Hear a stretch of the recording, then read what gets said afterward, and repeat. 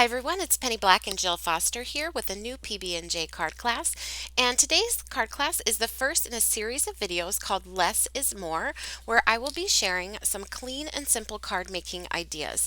And today's video is all about watercoloring trees, but if you aren't a painter, don't worry, the stamps will be doing all the work for us. So what I have here is my MISTI stamp positioning tool. I have a paintbrush, a little bit of water, and a paper towel just handy right near me as I'm stamping. I'm stamping onto Strathmore Bristol smooth paper, and this is key for this technique. I'm using Penny Black brushstroke stamps, so they do all the work. They're a solid silhouette style stamp, and so they're going to give the look of watercoloring without having to actually paint anything in. So I inked up my stamp using Distress ink in the color of peeled paint, and then with that paintbrush that I have handy, I'm just going to dip it in water and then pat it onto my paper towel and then just very lightly go over what I've stamped. Now that Strathmore Bristol smooth paper will make it so easy. This will just instantly blend and look painted. Now, if you didn't want to do this sort of paintbrush step, you could also lightly mist your stamp and then stamp it onto the paper. But I find this just gives me a little bit more control than misting, so this is the way I prefer to do it. Now, you could certainly stop right there, but what I'm going to do is just build up some more color and shading using my stamp. Again, letting that stamp do all of the work. So I just re-ink that with some more peeled paint, and you can see I'm stamping while that is still wet. Some of it is going to blend and it just starts looking even more and more beautiful, and you're doing all of your painting and coloring using the stamp and your ink pads. Now you can decide how loose you sort of want this watercolor look by adding more or less water if you want to see more detail. And by using a stamp positioning tool, if you overblend or you put a little too much water, you can always go back and just re-stamp it.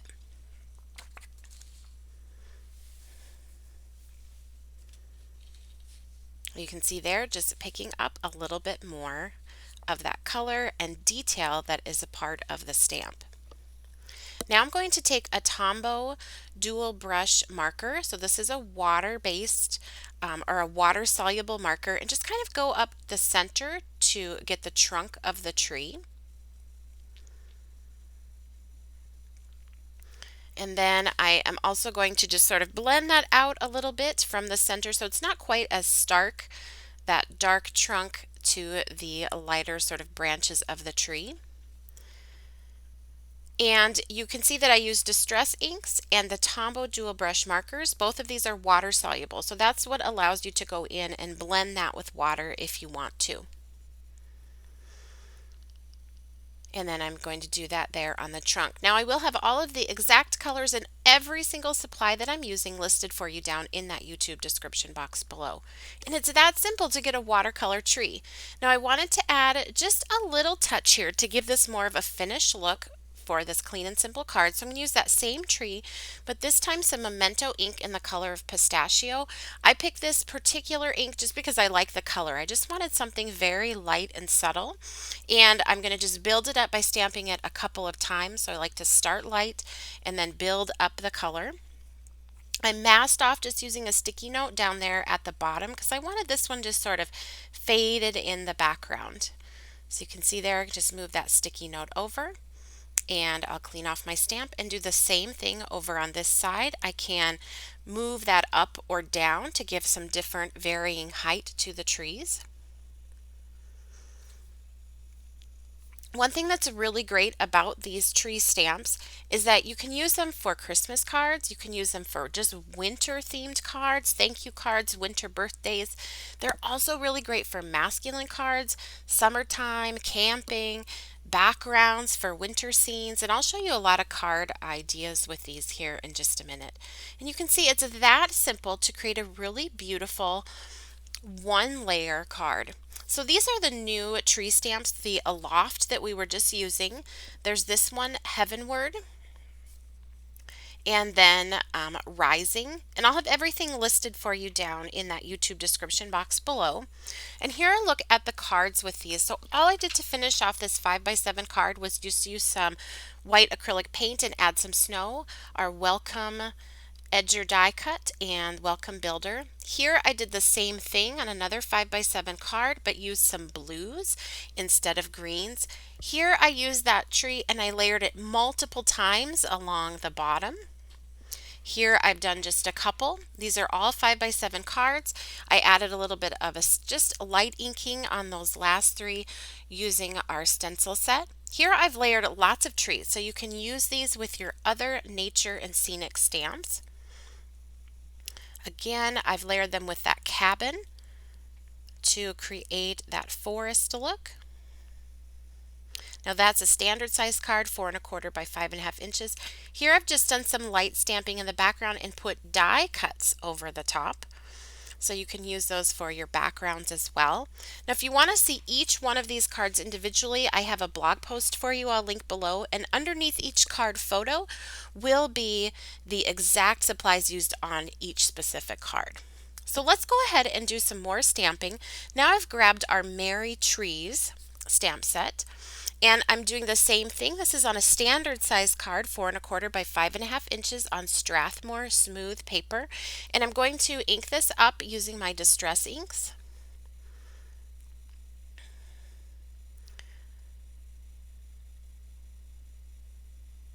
I have my paintbrush and my water and my paper towel handy.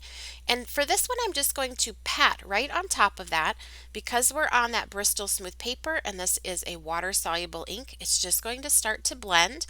I'm not worried if I lose even a lot of the detail because I haven't moved anything in my stamp positioning tool, so I can just re-stamp that. And I like how that starts to build up that color with some of that watercolor look beneath, but then also the detail from re-stamping. I can go back and blend as much or as little as you would like. There I've inked it up with a little bit darker color, some forest moss distress ink. And then I'm going to grab that Tombow dual brush marker, and I like that just because I have a little more control to get that in that trunk area. I've stamped that while it's still wet, so you will see that start to bleed out, and I like that look. If you didn't want that, just dry your project before you add the marker ink for the trunk. And I'm just going to blend that a little bit. There's hardly any water on my paintbrush.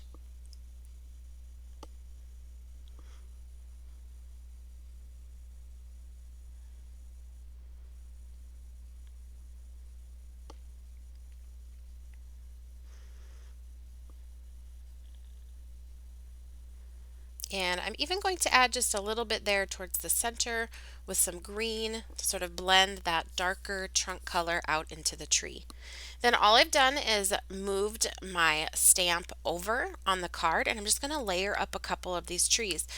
As you can see, this is a very, very simple card, but it has impact because of these modern, unique stamps, and it's very easy to do and fun to do to play around with this because it's easy, but the result looks so hand painted without having to stay in the lines or do any intricate coloring. So I'm just following that same process here on the second tree and varying that height just for some interest on a clean and simple card.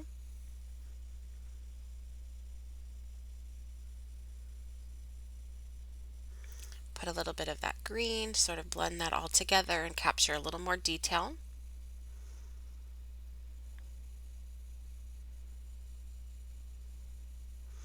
And there you get a close-up look at that stamping.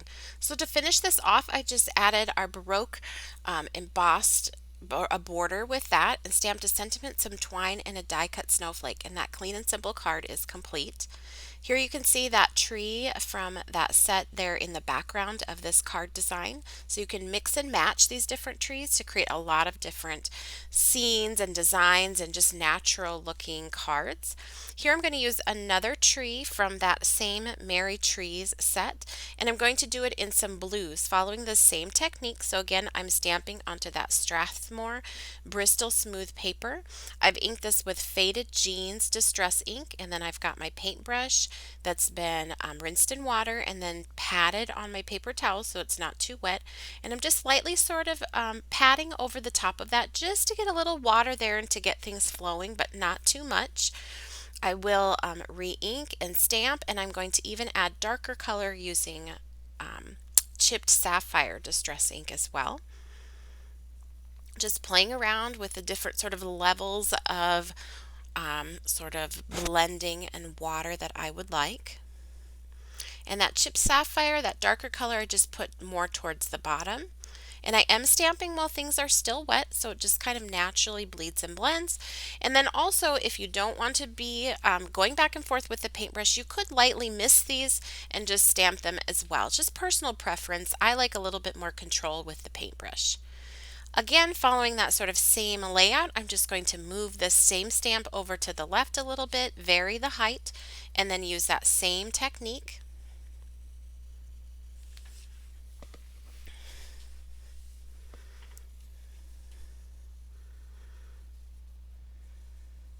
Put a little bit of that chipped sapphire on there.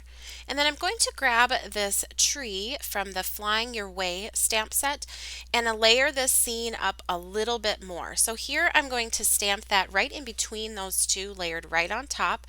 I'm using Archival ink in the color of Acorn.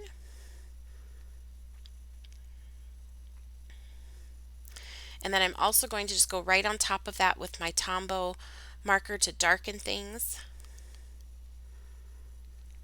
And you can see that the possibilities are really limitless with these different tree stamps, that you can just keep mixing and matching and layering different images together. So to finish off this card, I added the little bird and again that same border on the right hand side with some embossing, some twine down at the bottom, and the clean and simple card is complete but beautiful. So I have here at the end of the video still shots of each of the cards that I've shown today.